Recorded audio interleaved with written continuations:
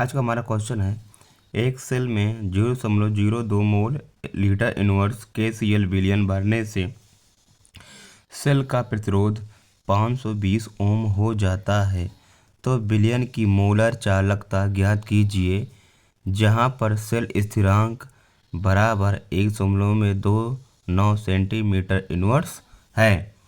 तो यहाँ पर हमको क्या निकालनी है, मोलर चालकता। तो मोलर चालकता के लिए हमारा फार्मूला क्या बनता है, लेम्डा एम क्या बनता है, लेम्डा एम बराबर कापा इंटू में 1000 बटे में एम। अब यहाँ पर वैल्यू किसकी दी गई है, यहाँ पर वैल्यू दी गई है एम की, यानी एम बराबर कितना हो जाएगा, 0.02 मोल लीटर इनवर्स। ये एम की वैल्यू दी गई है। उसके बाद में दी गई है प्रतिरोध यानी आर की वैल्यू, तो 520 ओम। उसके बाद क्या दिया गया, सेल स्थिरांक। क्या दिया गया, सेल स्थिरांक कितना दिया गया है, 1.29 सेंटीमीटर इनवर्स, ये दिया गया है। अब हमको क्या निकालनी है, इसकी मोलर चालकता। लेकिन मोलर चालकता हम देख रहे हैं केवल एम की ही वैल्यू मैच कर रही है और बाकी मैच नहीं कर रहा है। तो हमको यहाँ पर के का मान निकालना पड़ेगा अगर मोलर चालकता निकालनी है तो के का मान निकालने के लिए क्या करेंगे, हम के बराबर रखेंगे। तो के बराबर क्या होता है, 1/r इंटू में सेल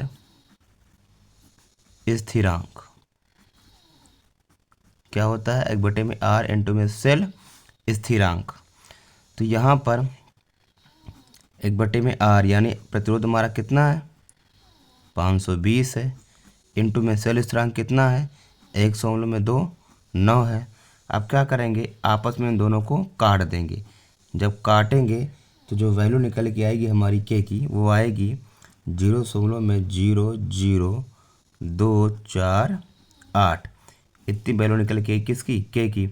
अब के की वैल्यू निकल गई है, अब के की वैल्यू को रखेंगे हम इस इक्वेशन में। तो डेल्टा एम लेम्डा एम बराबर क्या है, ये लेम्डा एम बराबर के का मान कितना है, 0.00248 इंटू में 1000 बटे में एम का मान कितना है, 0.02 इतना है। अब क्या करेंगे, इसमें इसको हम सरल बनाने के लिए हम 100 से ऊपर नीचे क्या करेंगे, गुणा करेंगे। तो 0.00248 इंटू में 1000 इंटू में 100 और बटे में 0.02 इंटू में 100। अब क्या होगा, अब इसके जो दशमलव हैं वो हट जाएंगे। अब जो वैल्यू बचेगी हमारी बचेगी वो 248 बटे में 2 काट देंगे, कितना आएगा, 2 ही करने 2, 2 दूनी 4 और 2 चौक 8, यानी 124 एस सेंटीमीटर स्क्वायर और मोल इनवर्स। ये वैल्यू हमारी निकल के आएगी, यानी मोलर चालकता लेम्डा एम का मान कितना निकल के आया, 124 S centimetre square mole inverse. इतना मान निकल के इसका आया।